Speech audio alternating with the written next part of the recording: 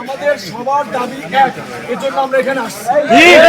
আমাদের দাবি হচ্ছে, দাবি নয়, আমাদের এক দফাই দাবি, একমাত্র দাবি আমাদের সবার দাবি, সেটা হচ্ছে ক্যাম্পাসে শিক্ষক, কর্মচারী,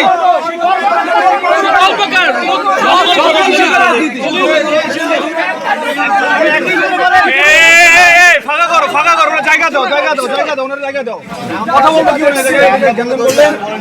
ওইটাও কথা বন্ধ হয়ে গেছে, আমাদের বিশ্ববিদ্যালয় বন্ধ করতে পারে নাই, সেটা আমাদের বিশ্ববিদ্যালয়ের ব্যর্থতা।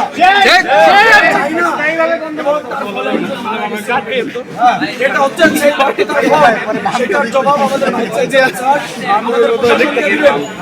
আমরা আজকে আসছি বলতে যে আগামী কত দিনের মধ্যে ছাত্র রাজনীতি, শিক্ষক রাজনীতি এবং কর্মচারী রাজনীতি বন্ধ করতে পারবে, তাহলে সেটা প্রশাসনের উপর চাপ। আমরা চাই না কোনো ধরনের চাপ সৃষ্টি করতে, আমরা চাই ডিসি মহোদয়ের কাছে শুনতে যে তিনি আসলে কতদিনের মধ্যে রাজনীতি বন্ধ করতে পারবেন। ছাত্র আন্দোলন সম্পর্কে অনেকেরই অনেক আমার কথা আমি বৈষম্য বিরোধী ছাত্র আন্দোলনে অ্যাক্টিভভাবে অংশগ্রহণ করছি।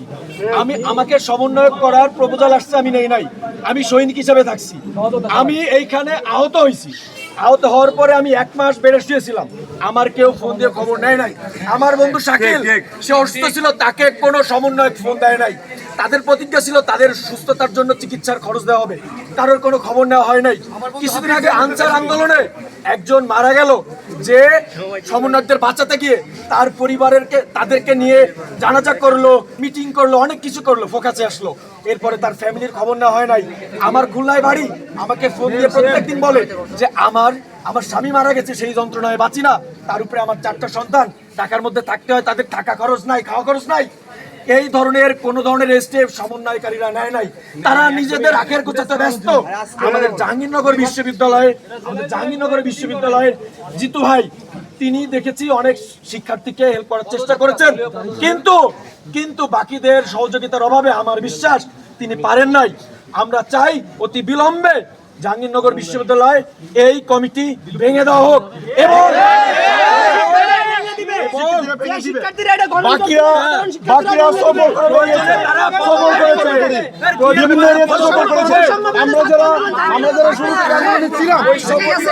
আন্দোলন পদত্যাগ করবে, নতুবা তাদেরকে পদত্যাগ করানো হবে।